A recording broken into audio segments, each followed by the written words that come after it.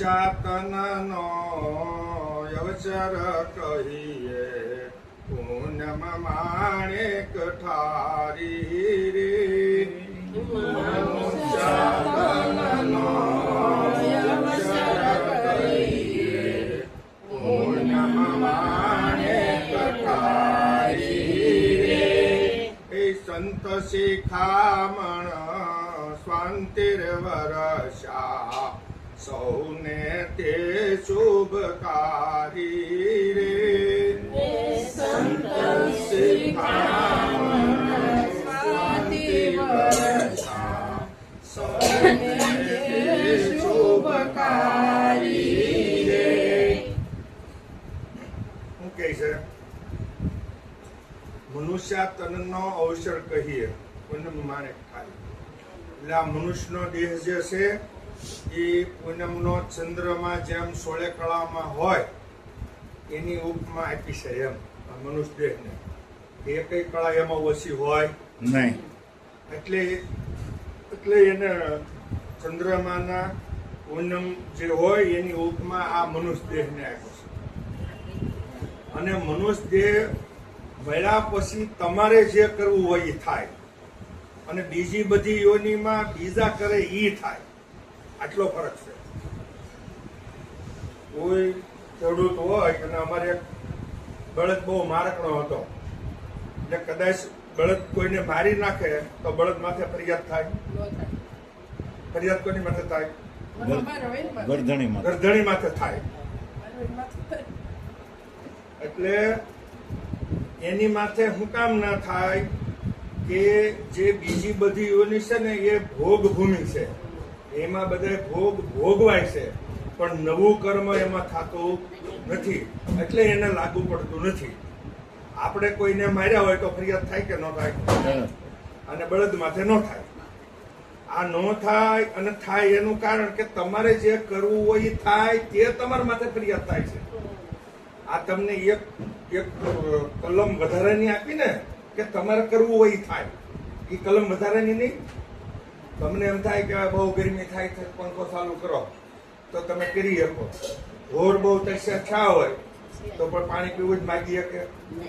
તરીકે બાંધ્યા હોય તો એમ કે અમને સૈયા લઈ જાઓ, ઠંડીમાં હોય તો એમ કે અમને ઘરમાં લઈ જાઓ. આ બીજા બધા અવતાર જે છે એ ભોગભૂમિ છે, અને આમાં તમારા મનુષ્ય શરીરમાં ભોગ ભોગવાય છે, અને એમાં પાછું નવું કર્મ તમારે કેવું કરવું એમાં તમે સ્વતંત્ર છો, એટલે તમને આ બીજું બધું લાગુ પડે. નબળું કર્મ તમને લાગવું એટલે હાટું પડે કે તમારે સારું કરવાની સત્તા તમને આપેલી છે, એટલે હાટું નબળું લાગુ પડે. અને બીજી બધી યોનીમાં કોઈને લાગુ પડતું નથી. આ સિંહ હોય, વાઘ ગોરું હોય, એ કાયમ બધા પશુ પંખીને મારી મારીને જ ખાય, તો પછી એને જો એટલું બધું પાપ લાગતું હોય ને એટલું બધું થતું હોય તો એને તો મનુષ્ય દેહમાં કોઈ દે વારો જ ન આવે ને. 84 લાખ ફેરી રહેતો હોય એને 84 કોઈ દે મટે? આમ છે. એટલે આપણને એક કલમ વધારાની આપી છે ને, એટલે બરાબર સાવધાન થવાનું છે. સાવધાન થઈને જો આપણે જીવન જીવશું તો વાંધો નહીં આવે. અને નહીતર સમય તો ઓલા ઘડિયાળના કાંટાની જેમ ચાલુ જ છે. તમે સારું કર્મ કરો તોય, નબળું કરો તોય, ઊંઘી જાઓ તોય, અને જાગો તોય. તમારે કર્મ જેવું કરવું એમાં તમે સ્વતંત્ર છો. એ કોઈના તાબામાં કોઈ નથી. છે કોઈ તાબામાં કોઈ? 21 વર્ષની દીકરી હોય અને લગ્ન કરીને તમે એને ઘરે મોકલી દો, પછી બધી ઉપાધિ કોને હોય? દીકરીને હોય કે દીકરીનું બાવડું જેને પકડ્યું હોય એને હોય?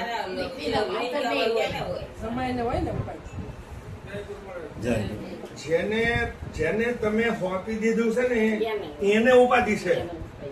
અને જો તમે લઈને બેસો ને તો આમાંથી કોઈ દે બહાર નીકળાય એવું?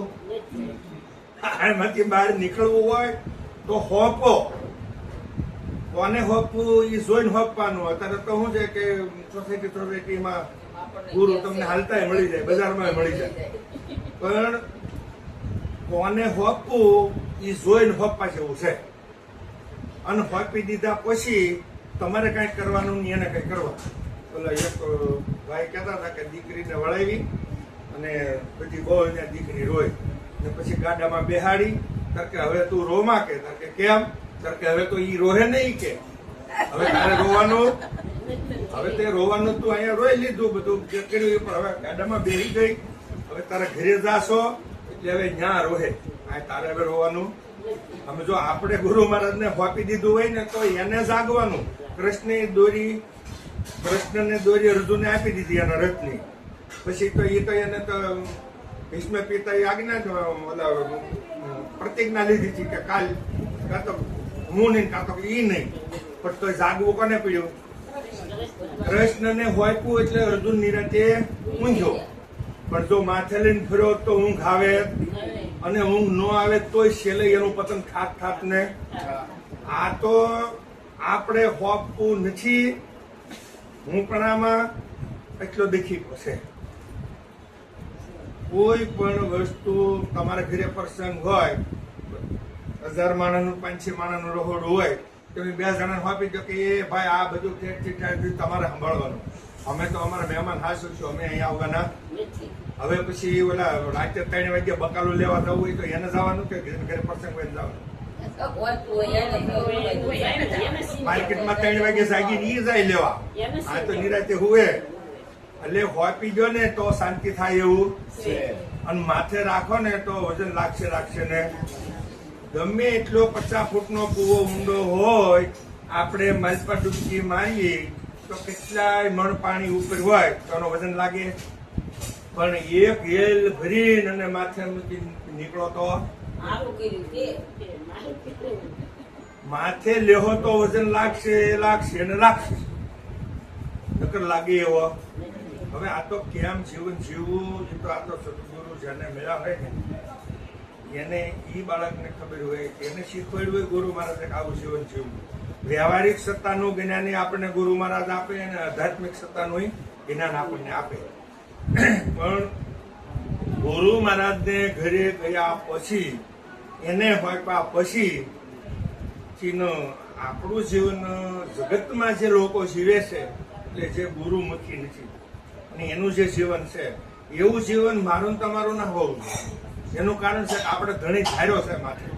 એટલે ધણી ધાર્યો હોય ને એને પછી ખીલે ખાવા મળે, અને જેને ધણી નથી ધાર્યો ને એને પછી રાતે રેઠું ખેતર હોય ને એમાં સરવા આવવું પડે. તો મેન તમે ધણી ધાર્યો કે નહીં? તો એટલો વિશ્વાસ નહીં રાખવાનો કે હવે ધણી આપશે ટાઈમે બધું, એ બધું ટાઈમે કરશે. આપણે શું કરવાનું? વિશ્વાસ રાખીને શરણમાં બેહી રહેવાનું. ક્યાં બેહી રહેવાનું? પણ ક્યાં બેહી રહેવાનું? શરણમાં. શરણમાં એટલે વચનમાં. તમારી ગમે એવી પરિસ્થિતિ હોય, વચનથી તમે દૂર ના જાઓ તો એ બધી પરિસ્થિતિનો સામનો થઈ જાય. તમારે કઈ કરવું ન પડે. પણ જો તમે ડીગ્યા તો પછી વાત ગઈ. આ તો શરણ જેને મળ્યું ને પછી શરણમાં બેહી રહેવાનું. આપણે અહીંથી કાઠિયાવાડમાં તળાજે જવું હોય તો ટિકિટ લઈ લીધી, સોફો મળી ગયો અને હુઈ ગયા. પછી ડ્રાઈવરની સામે જોઈને બેહવાનું, કલિન્દરની સામે જોઈને બેહવાનું, પછી શાંતિથી ઊંઘી જવાનું. સવાર પડે તળાજો આવી જ જાય.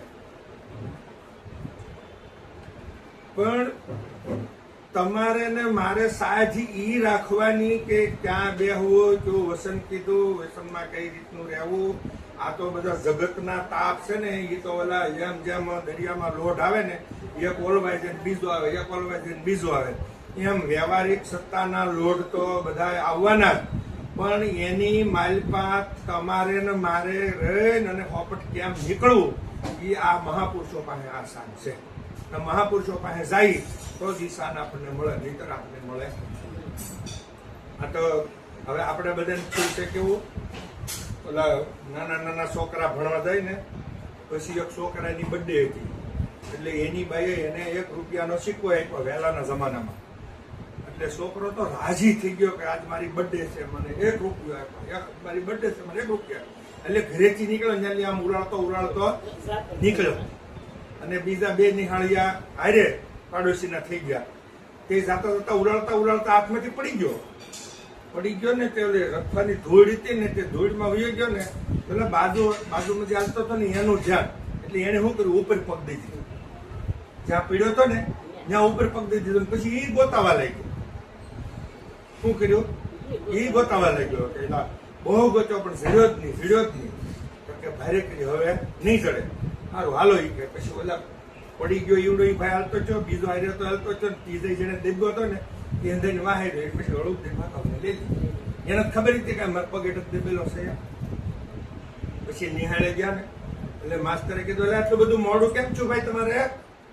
તો કે સર છે ને આજ મારી બર્થડે છે, મારા મમ્મીએ મને રૂપિયાનો સિક્કો આપ્યો અને હું હરકમાં ઓળખતો આવતો હતો એટલે રસ્તામાં પડી ગયો. એ ગોતવાયરો પણ સીડ્યો, એમાં મારે મોડું છું. સારું તું બેસી જાય કે. પછી ઓલા કે તારે કેમ મોડું છું? તો કે સાહેબ એમાં એવું હતું ને એનો સિક્કો પડી ગયો ને હું દબીર ઉભો હતો એટલે હવે તો હું એવું તો મને સિક્કો ન મળે એટલે મારે એમ મોડું છું. એટલે જેને પરમાત્માએ નથી આપ્યું ને એને બધું ભેળું કરવામાં, ભજન માગવામાં મોડું થાય. અને જેને આપ્યું છે ને એને ધ્યાન રાખીને હાંસવીને બેહવું પડે. એને હાંસવામાં ધ્યાન રાખવામાં મોડું છું. આપણે આમાં આવું કંઈક થતું ન હોય, જોઈજો એમ મહાપુરુષો આપણને આવું કહે. એટલે નથી એને ભેગું કરવાનું તલબ લાગી છે એને હાંસવવાનું છે. એટલે એ કઈ નવરા આ તો નિહાળિયાનો તો દ્રષ્ટાંત છે, દાખલો છે. અને દ્રષ્ટાંત સાચું હોય અને જૂઠું હોય, પણ મારે તમારે એનો સિદ્ધાંત સમજવાનો કે આ સિદ્ધાંત આપણને શું કહે. સિદ્ધાંત સમજવાનું, લક્ષ્ય સમજવાનું. આ તો દ્રષ્ટાંતથી થોડુંક હદે સમજાય એટલે અમુક જોડેલું હોય. ભાઈના લગ્નમાં ગયા હોય બેન નરક હોય તો ને સાલું કર્યું જોડી દેતા કરી નથી હું ભાઈ છે જોડી દીધી. આ બે જણ ભૂલાઈ ગઈ જોડી દીધી એમ. એટલે આ તો જોડ્યું હોય તો સાચું હોય અને ખોટું હોય, પણ આપણે એની હમ નહીં જવાનું. આપણો લક્ષ્ય સિદ્ધાંત આપણે શું કહેવા માંગે એની હમ જતા.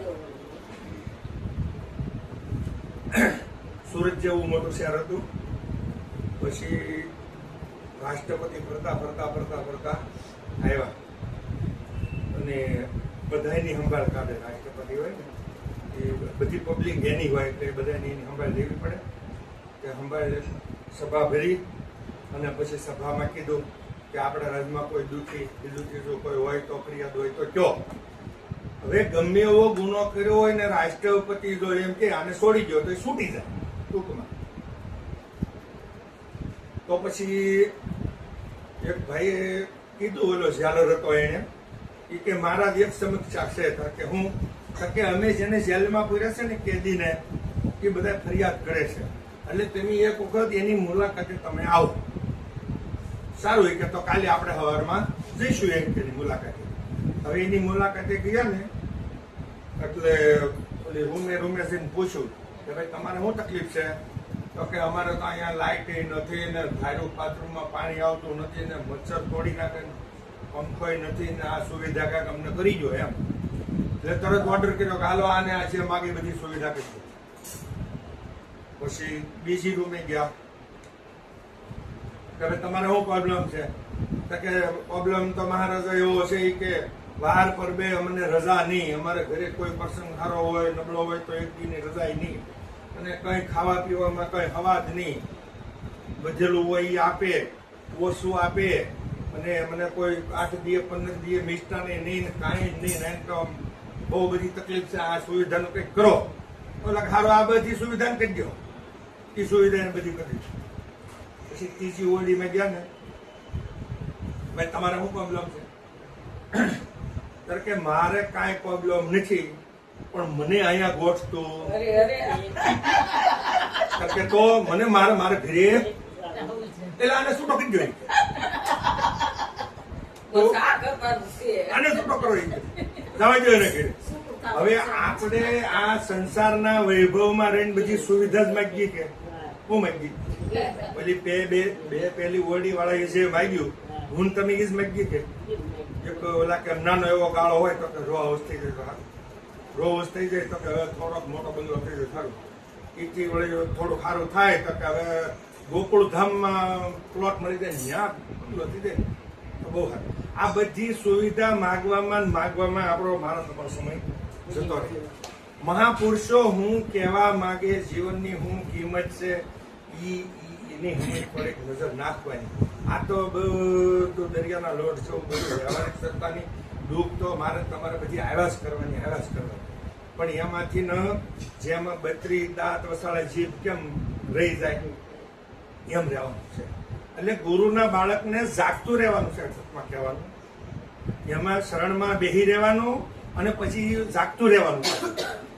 મારે કોનો સંગ કરવો, મારે શું કરવું, એ બધું થોડુંક વિચારવાનું. મહાપુરુષોનું જીવન કેવું છે એ આપણને શું કહેવા માંગે, આપણા શાસ્ત્ર શું કહેવા માંગે, આપણા સંતો શું કહેવા માંગે, એની હમું મારે તમારે ધ્યાન દેવાનું.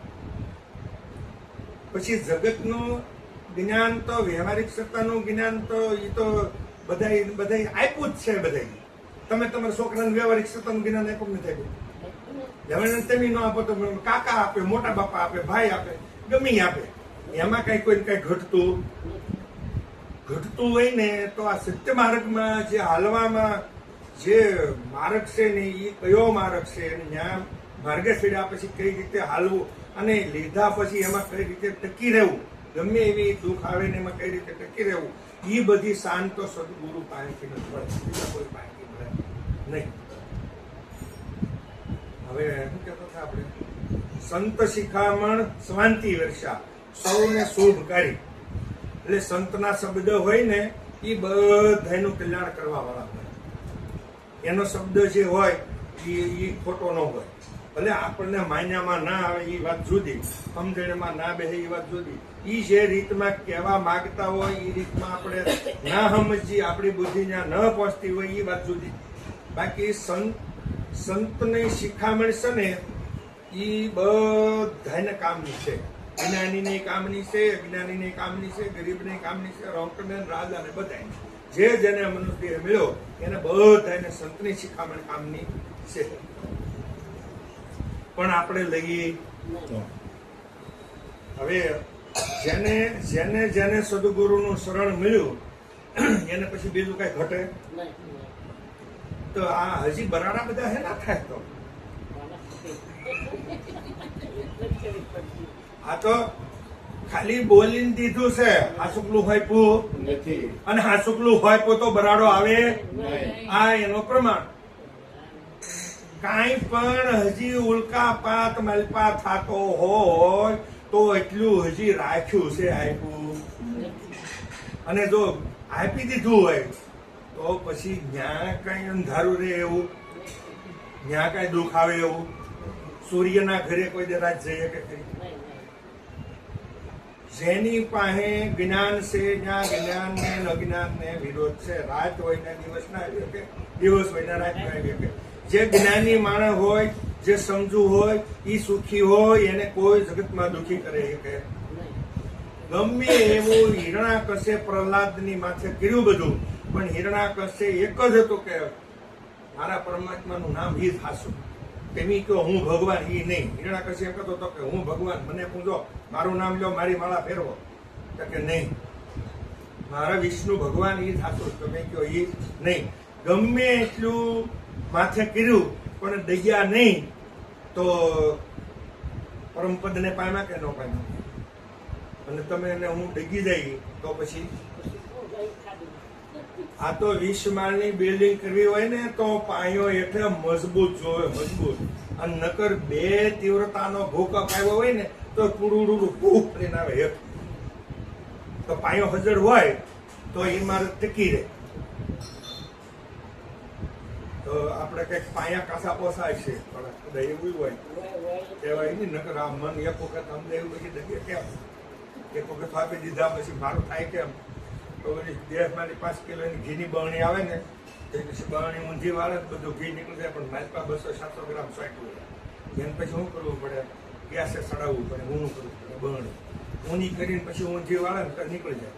પણ તોય તમે બરણી ઉટકી નાખો ને તોય તમે પછી બરણીમાં મોઢું નાખીને તમે હું ગણ તો ખબર પડી જાય તેલની છે કે ઘીની છે.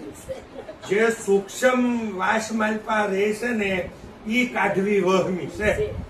એ મારે તમારે આ સૂક્ષ્મ જે રહી જાય છે ને અહંકાર, એ વહમો છે. એ શબ્દ નીકળે એવો. આ તો ભડભડતા જ્ઞાન અગ્નિમાં જો ઈ રે તો જ ઈ વાસ જાય, નકર જાય. જ્ઞાનના અગ્ન જે થતા હોય ત્યાં તો આપણે થોડું ઘણું કામ હોય કે જઈને જઈ હમણાં ઓલા કે મહારાજને ખબર છે 8 દિનનો યજ્ઞ હતો અહીંયા ઓલા બાપુ આવ્યા હતા આપણે જયંતિ બાપુ 8 દિનનો યજ્ઞ હતો આપણે કોઈ ફેર રહી બધા જવાનું હું છે કે હવે આમાંથી નવરાત્રા હતા ને એમાં કરતો એ તો તમારે મજા નહીં હોય પણ મજા વાળા નહીં કોઈ ટાઈમ ન હોય હા એટલે આ બધું આવું છે થોડુંક બાકી દઈએ અને થોડુંક એમાંથી નીકળીએ અને બદ્રીનાથની વચ્ચે રહી અને આખું રહેવાનું